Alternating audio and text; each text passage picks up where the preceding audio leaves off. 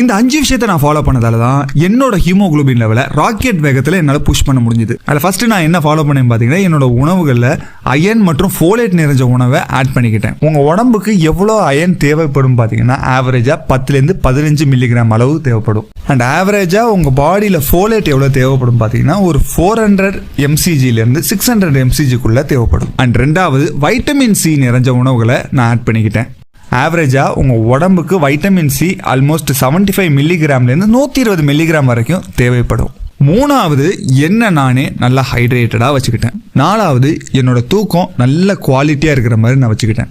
And 5வது விஷயம் என்ன பார்த்தீங்கன்னா, எக்ஸசைஸ். இது ரொம்பவே முக்கியமான ஒரு விஷயம். ஏன் சொல்கிறேன்னு பார்த்தீங்கன்னா, ஒரு மாடரேட்டாலேருந்து நீங்கள் ஒரு ஹை இன்டென்சிட்டி ஒர்க் அவுட் பண்ணதுக்கப்புறம் உங்கள் பாடியில் ஆக்சிஜன் டிமாண்ட் ஏற்படும்.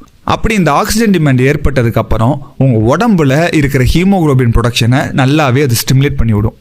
அண்ட் உங்கள் யாருக்காவது